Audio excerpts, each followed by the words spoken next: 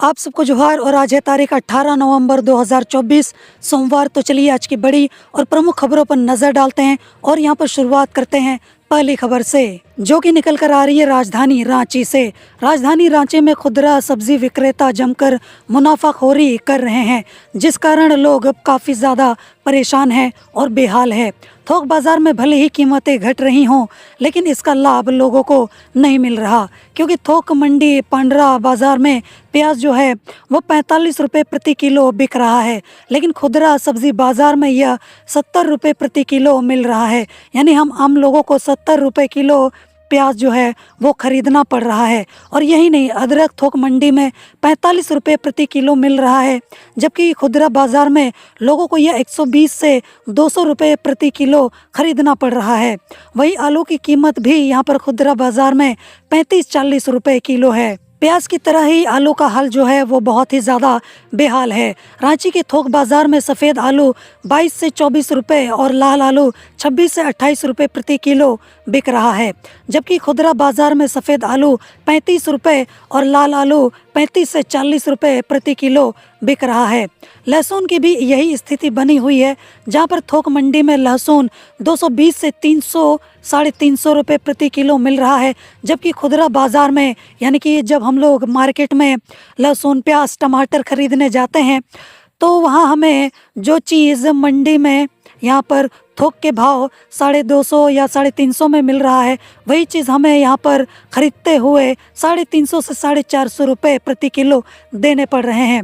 वही टमाटर और फूल गोभी की बात अगर हम करें तो इसकी कीमतों में थोड़ी बहुत गिरावट देखने को मिली है, जहाँ पर टमाटर जो है वो 40 रुपये प्रति किलो बिक रहा है, और इसी प्रकार यहाँ पर फूल गोभी भी 50 रुपये प्रति किलो मिलने लगा है, जबकि 20 दिन पहले यह 80 रुपये प्रति किलो बिक रहा था। वही बीन्स भी 50 रुपये प्रति किलो मिलने लगा है। तो इस तरीके से सब्जी बाजार में हाहाकार मचा हुआ है। अगली न्यूज़ यहाँ पर निकल कर आ रही है रांची से, जहाँ पर कुछ दिन पहले रांची पुलिस ने राजधानी में स्थित सरला बिरला स्कूल समेत एक रिसोर्ट, उषा मार्टिन विश्वविद्यालय में एक और बीजेपी नेता के ठिकानों पर छापा मारा था, और इस दौरान उन्हें कुछ भी बरामद नहीं हुआ। अब इस मामले में भाजपा के विधानसभा चुनाव सह प्रभारी और असम के मुख्यमंत्री हिमंता बिस्वा शर्मा ने झारखंड सरकार पर निशाना साधा है। उन्होंने कहा है कि जहां केंद्रीय गृह मंत्री अमित शाह रुके थे वहां झारखंड पुलिस ने छापा मारा, लेकिन उन्हें वहां कुछ भी बरामद नहीं हुआ। यह कार्रवाई राजनीति से प्रेरित है। रांची के एसएसपी को इसका जवाब देना होगा। और इसी खबर पर बीजेपी प्रवक्ता प्रतुल सहदेव ने भी काफ़ी सारी बातें कही हैं, जैसे कि रांची पुलिस की छापेमारी पर बीजेपी प्रवक्ता प्रतुल सहदेव ने यहाँ पर हेमंत सरकार पर हमला बोला है। उन्होंने यहाँ पर सरकार पर राज्य के प्रतिष्ठित निजी शिक्षण संस्थानों को टारगेट करने का आरोप लगाया था।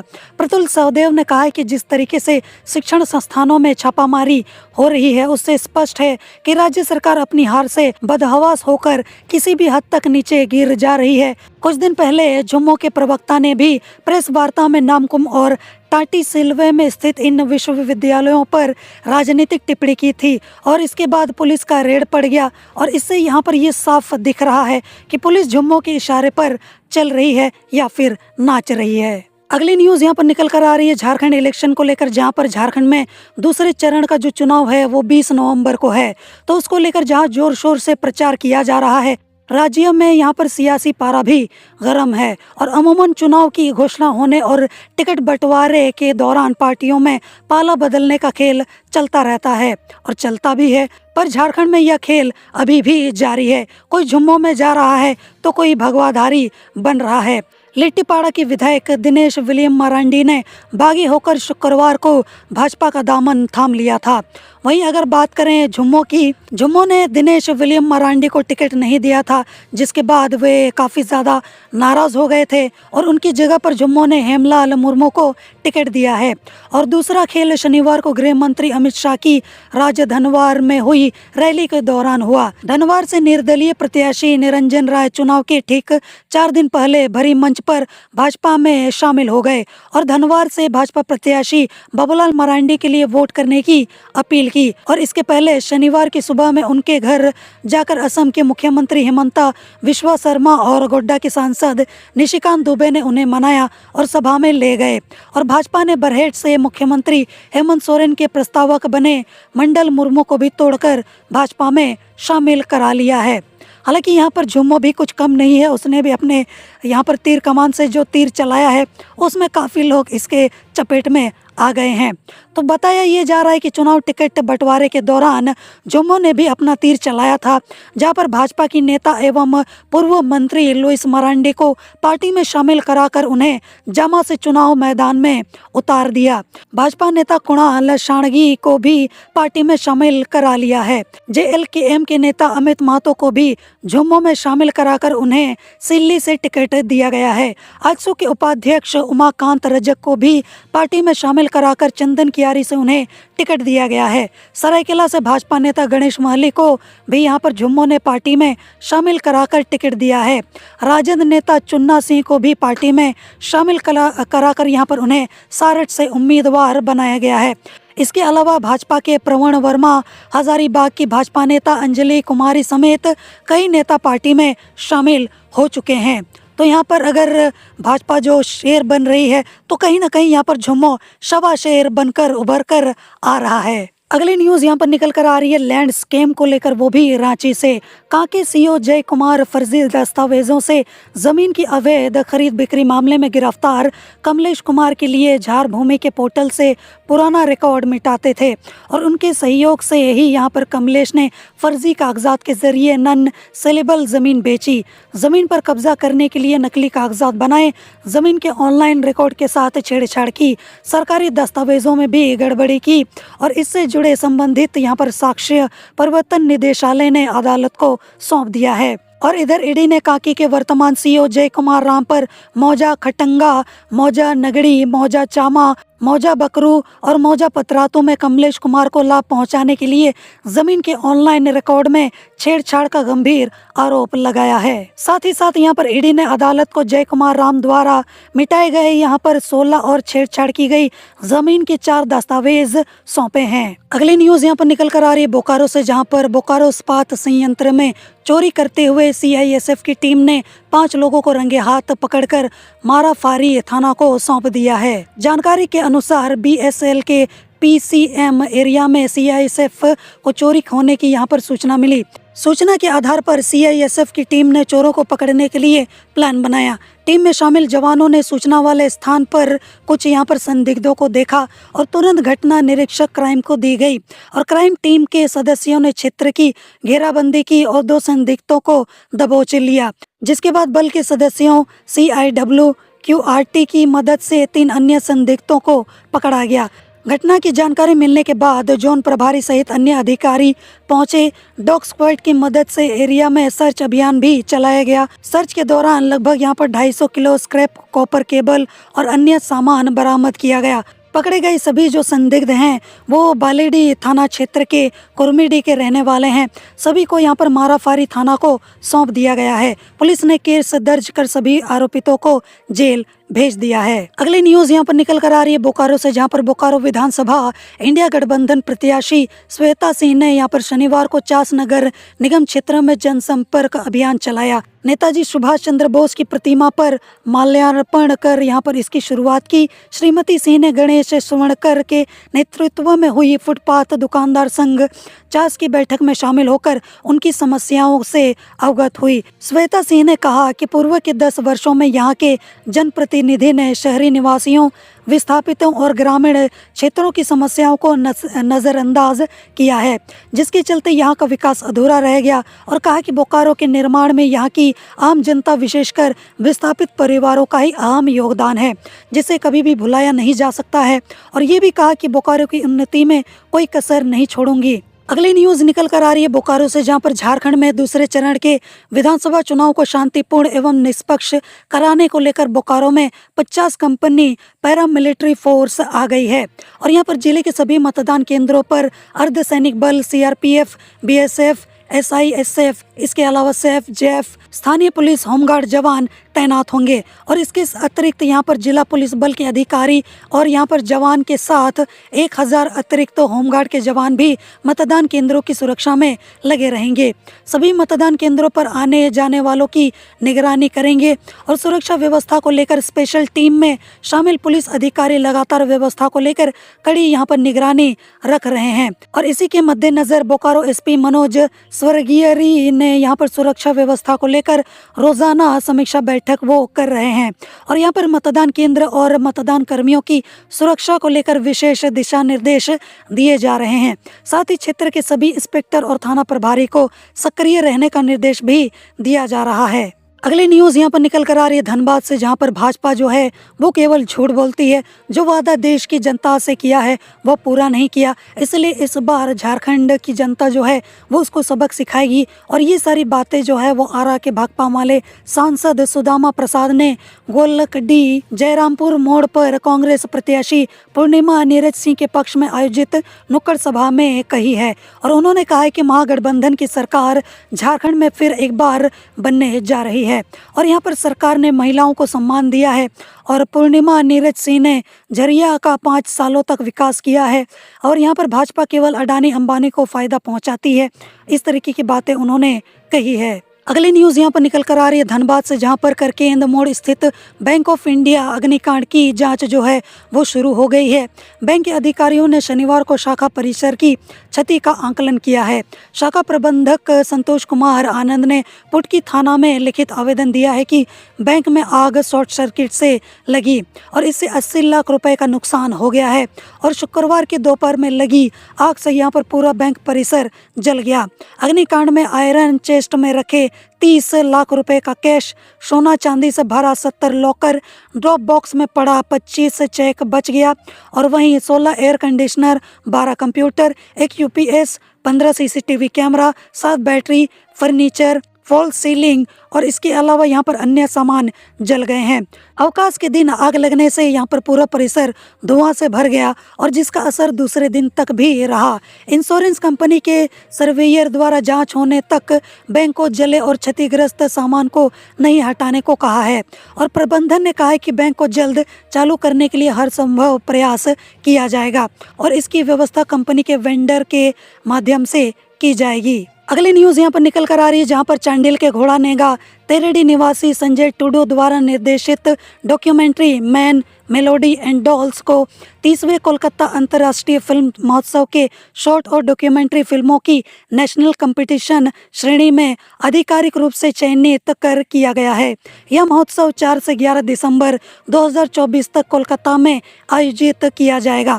यह डॉक्यूमेंट्री संथाली समाज की प्राचीन कठपुतली कला चादर बदौनी पर आधारित है। यह फिल्म एक प्रमुख कलाकार डोमन मुर्मू के जीवन की झलक पेश करती है, जिन्होंने इस कला को संरक्षित और जीवित रखने में अहम भूमिका निभाई है।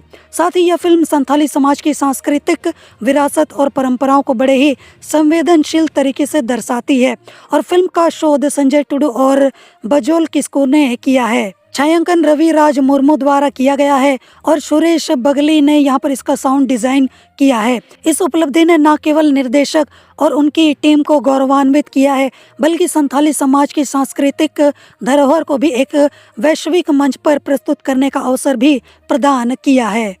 अगली न्यूज यहाँ पर निकल कर आ रही है बोकारो से, जहाँ पर चंदन कियारी विधानसभा सीट से इंडिया गठबंधन के प्रत्याशी उमाकांत रजक ने यहाँ पर शनिवार को जनसंपर्क अभियान चलाया। इस दौरान दुर्गापुर, दीवानगंज, गंजूडी, मगनपुर, पारटांड, पुरांडी, अद्रकुड़ी, कुमारडी, सरकाडी, नावाडी, फुसरो, लंका, घाघरी, केलियादाग, सांडबोआ, बाडबोआ, कलकापुर, अगरडी समेत 2 दर्जन गांवों का दौरा कर लोगों से समर्थन मांगा है। इसी क्रम में श्री बावरी ने यहाँ पर लोगों से कहा कि चंदन कियारी की जनता विधायक से जो उम्मीद लगाए बैठी थी उसमें से एक भी 10 सालों में आज तक पूरा नहीं हो पाया और श्री रजक ने कहा कि जनता का आशीर्वाद ही असली ताकत है, जो उन्हें यहाँ पर भरपूर मिल भी रहा है और जनता की ताकत से ही मुख्यमंत्री हेमंत सोरेन के नेतृत्व में चंदन कियारी के साथ पूरे राज्य में यहाँ पर तेजी से विकास कार्य हो रहे हैं।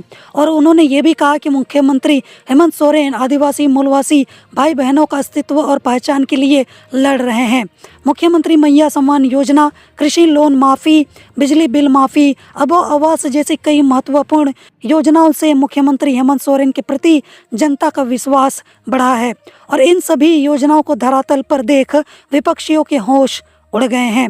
अगली न्यूज़ यहाँ पर निकल कर आ रही है धनबाद से, जहाँ पर भाजपा उम्मीदवारों के चुनाव प्रचार प्रसार में पहुंचे पूर्व मंत्री सह विधायक रामचंद्र चंद्रवंशी ने शनिवार को बरवा अड्डा में प्रेस वार्ता कर कहा कि हेमंत सरकार ने झारखंड को मटिया मेट कर गर्त में ले जाने का काम किया है। पूर्व में भाजपा सरकार के जनहित में किए गए कार्य और महिलाओं के नाम पर 1 रुपए में हो रही रजिस्ट्री को बंद कर दिया गया है और मुख्यमंत्री हेमंत सोरेन केंद्र से पैसे की मांग कर रहे हैं, जबकि केंद्र की मोदी सरकार द्वारा झारखंड के विकास के लिए दिए गए करोड़ों रुपए खर्च ही नहीं कर पा रही है। झारखंड में यहाँ पर भाजपा गठबंधन की लहर चल रही है और यहाँ पर झारखंड में परिवर्तन तय है। युवा, पारा शिक्षक, आंगनबाड़ी सेविका, रोजगार सेवक समेत सभी अनुबंध कर्मी समेत आम जनता इस सरकार से परेशान है। अगली न्यूज़ यहाँ पर निकल कर आ रही है बोकारो से, जहाँ पर चंदन कियारी विधानसभा क्षेत्र से भाजपा प्रत्याशी अमर बावरी ने शनिवार को क्षेत्र का दौरा कर लोगों से समर्थन मांगा है। उन्होंने कहा है कि हेमंत सरकार ने झारखंड के युवाओं के सपने के साथ साथ जल जंगल जमीन को बेचने का काम किया है। सीजीएल परीक्षा पेपर लीक होने से युवा हताश हैं। राज्य में भाजपा सरकार बनते ही खाली पड़े 2,87,000 रिक्तियों को अविलंब भरा जाएगा। साथ ही विभिन्न परीक्षाओं में हुई धांधलियों की सीबीआई जांच कराई जाएगी। इस बार का चुनाव विधायक और मंत्री चुनने के लिए नहीं, बल्कि झारखंड और झारखंडियों की अस्मिता को बचाने तथा यहाँ की माटी, बेटी और रोटी को बचाने का चुनाव है। अगली न्यूज़ यहाँ पर निकल कर आ रही है धनबाद से, जहाँ पर 20 नवंबर को विधानसभा चुनाव को लेकर धनबाद जिला में प्रशासनिक तैयारी लगभग पूरी हो गई है। विधानसभा चुनाव को लेकर 3 स्थानों पर डिस्पैच सेंटर बनाया गया है और सभी स्थानों पर सुरक्षा के कड़े इंतजाम किए गए हैं। सभी विधानसभा क्षेत्रों के लिए ईवीएम सहित अन्य चुनाव सामग्री का वितरण 19 नवम्बर को होगा। धनबाद, झरिया एवं बाघमारा विधानसभा क्षेत्रों के लिए मतदान सामग्री का डिस्पैच सेंटर राजकीय पॉलिटेक्निक धनबाद से होगा। यहाँ तीनों विधानसभा क्षेत्र के लिए अलग अलग पंडाल बनाया गया है। साथ ही क्लस्टर वार ईवीएम सहित अन्य जो चुनावी सामग्री है उसको देने के लिए काउंटर भी बनाया गया है। सभी काउंटरों पर अधिकारियों एवं कर्मियों की तैनाती की गई है। मतदान दल यहीं से मतदान केंद्रों के लिए प्रस्थान करेगा। सिंदरी एवं टुंडी विधानसभा क्षेत्र के लिए यहाँ पर मतदान सामग्री का वितरण कृषि बाजार समिति के प्रांगण से होगा। यहाँ भी दोनों विधानसभा क्षेत्रों के लिए अलग अलग पंडाल बनाया गया है। साथ ही कई काउंटर भी होगा और यहाँ पर निरसा विधानसभा क्षेत्र के लिए मतदान सामग्री का वितरण राजकीय पॉलिटेक्निक निरसा से होगा और यहाँ से मतदान दलों को बूथों पर भेजा जाएगा। इसके अलावा यहाँ पर अगली न्यूज़ निकल कर आ रही है बोकारो से, जहाँ पर जरेडी के बेलडी पंचायत की पीपरा मोड़ में शनिवार को बेरमो विधानसभा से इंडिया गठबंधन के घटक दल कांग्रेस के प्रत्याशी सह विधायक कुमार जयमंगल उर्फ अनूप सिंह के पक्ष में विधायक कल्पना सोरेन ने चुनावी सभा को संबोधित किया। मंच से कल्पना सोरेन ने भाजपा पर जमकर हमला बोला है। उन्होंने कहा है कि भाजपा चाहती है कि हिंदू मुस्लिम अगड़ा पिछड़ा कर जनता को दिग्भ्रमित करते रहें, लेकिन अब इन्हें यहाँ की जनता समझ चुकी है। आज मैया सम्मान योजना से लाखों महिलाओं के खाते में राशि खटाखट जा रही है, जो हेमंत सोरेन की सोच है। आज हेमंत सोरेन के कार्य से केंद्र की भाजपा सरकार ने हेमंत सोरेन को जेल भेज दिया, लेकिन राज्य की जनता के आशीर्वाद से फिर हेमंत सोरेन मुख्यमंत्री बनकर जनता की सेवा में लग गए हैं। उन्होंने कहा है कि झारखंड की जनता जवाब देगी कि यहाँ पर समाज को तोड़ने वालों की सरकार बनेगी या फिर जोड़ने वालों की। इसके अलावा यहाँ पर अगली न्यूज़ निकल कर आ रही है बोकारो से, जहाँ पर चंदन कियारी विधानसभा के भाजपा बिजुलिया मंडल में गोगो दीदी सम्मेलन व महिला मोर्चा की बैठक हुई। मौके पर भाजपा विधायक भानु प्रताप शाही ने कहा है कि हेमंत सरकार में राज्य में अराजकता और भ्रष्टाचार का बोलबाला है। यही कारण है कि जनता ने सत्ता परिवर्तन का मन बना लिया है। राज्य में भाजपा की सरकार बनना तय है और यहाँ पर श्री शाही ने मोदी सरकार की उपलब्धि और जन कल्याणकारी योजनाओं की जानकारी देते हुए चंदन कियारी से भाजपा प्रत्याशी अमर कुमार बावरी को समर्थन देने की अपील की है। और उन्होंने मोदी जी के पंच प्राण के बारे में भी बताया और कहा कि गोगो दीदी योजना के तहत हर माह 500 रुपये राज्य की सभी महिलाओं को मिलेगा। स्नातकोत्तर युवाओं को 2000 प्रति माह मिलेगा। 500 में गैस सिलेंडर और 2 साल में 2 सिलेंडर मुफ्त मिलेगा। हालांकि यहाँ पर सवाल ये उठता है कि भाजपा जो है वो सच बोल रही है या फिर झूठ बोल रही है। केंद्र में यहाँ पर जो बीजेपी की सरकार है वो यहाँ पर गैस सिलेंडर के दाम कम नहीं करवा पा रही है। तो अगर राज्य में अगर भाजपा की सरकार बनती है तो वहाँ पर वो इसको कैसे सस्ता करेगी, कैसे सस्ता करवाएगी, ये एक बड़ा सवाल है। और कहीं ना कहीं इससे ये साफ पता चल ही रहा है कि जो भाजपा है वो साफ साफ झूठ बोल रही है। अगली न्यूज़ यहाँ पर निकल कर आ रही है बोकारो से, जहाँ पर असम के सीएम हेमंत बिस्वा शर्मा ने शनिवार को बोकारो से भाजपा प्रत्याशी के समर्थन में चास चेक पोस्ट से धर्मशाला मोड़ तक रोड शो किया। जगह जगह लोगों ने फूल माला से उनका स्वागत किया। इस दौरान श्री शर्मा ने लोगों से कहा कि पिछले 5 साल में हेमंत सरकार ने झारखंड को लूट खंड बना दिया है। भ्रष्ट नेताओं ने प्रदेश खनिज संपदा को निजी लाभ में बेचने का काम किया है। पूरे 5 साल में हेमंत सरकार के मंत्रियों के घर में पैसों का बंडल मिला है। और यहाँ पर उन्होंने ये भी बोला कि सरकार ने सिर्फ हिंदुओं पर अत्याचार करने का काम किया है, इसलिए बेहतर झारखंड निर्माण के लिए भाजपा की सरकार बनाना जरूरी है। और उन्होंने यहाँ पर इस दौरान लोगों से एनडीए प्रत्याशी बिरंची नारायण के पक्ष में मतदान करने की अपील की है।